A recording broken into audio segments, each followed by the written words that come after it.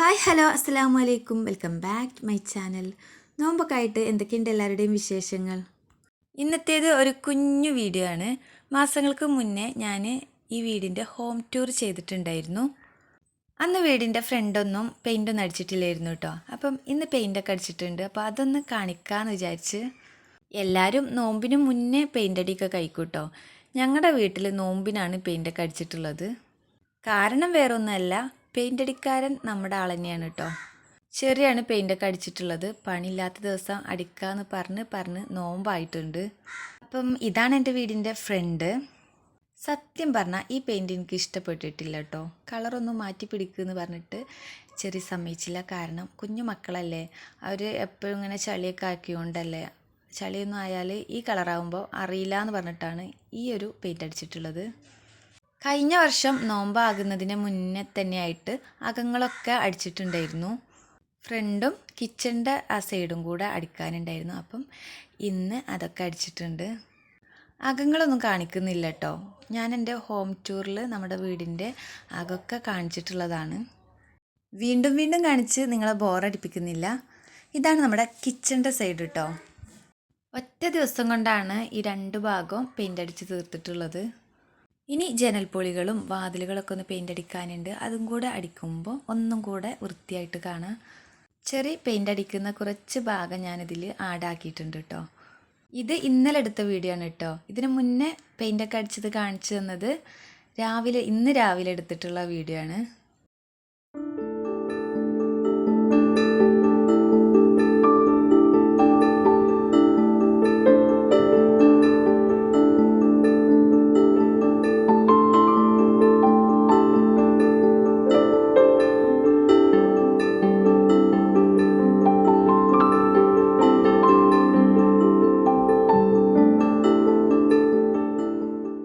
അതുപോലെ ഇന്നലെ ആയിരുന്നു കേട്ടോ ഇവിടുത്തെ നോമ്പ് തുറവി.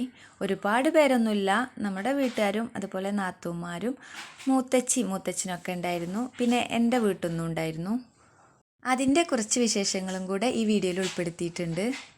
ഞങ്ങൾ നിൽക്കുന്ന ഈ വീടാണ് കേട്ടോ തറവാട്. അപ്പം ഇവിടെയാണ് നോമ്പ് തുറവിയൊക്കെ ഉണ്ടാക്കാറ്. പിന്നെ ഇവിടെ എന്ത് പരിപാടി ഉണ്ടാക്കുകയാണെങ്കിലും ചോറൊക്കെ ഉണ്ടാക്കുന്നത് എൻ്റെ മൂത്തച്ചിയാണ് കേട്ടോ. ആൾ നന്നായിട്ട് കുക്ക് ചെയ്യും. എന്ത് വെച്ചാലും നല്ല ടേസ്റ്റാണ്.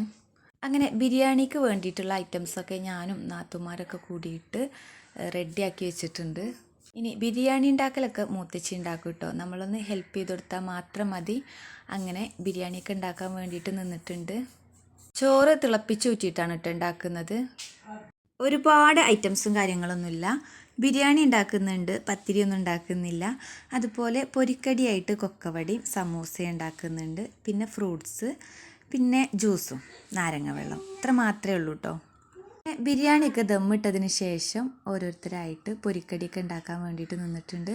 ആദ്യം തന്നെ കൊക്കവടയാണ് കേട്ടോ ഉണ്ടാക്കുന്നത്. കൊക്കവട ഉണ്ടാക്കിയതിന് ശേഷം സമൂസയും കൂടെ ഉണ്ടാക്കുന്നുണ്ട്. എൻ്റെ വീഡിയോ ഇഷ്ടപ്പെട്ടാൽ കണ്ടുകൊണ്ടിരിക്കുമ്പോൾ തന്നെ ഒരു ലൈക്ക് ചെയ്യാൻ മറക്കരുത് കേട്ടോ. അതുപോലെ കമൻറ്റും കൂടെ ചെയ്യുക. സബ്സ്ക്രൈബ് ചെയ്യാത്തവരുണ്ടെങ്കിൽ സബ്സ്ക്രൈബും കൂടെ ചെയ്ത് എന്നെ ഒന്ന് സപ്പോർട്ട് ചെയ്യുക.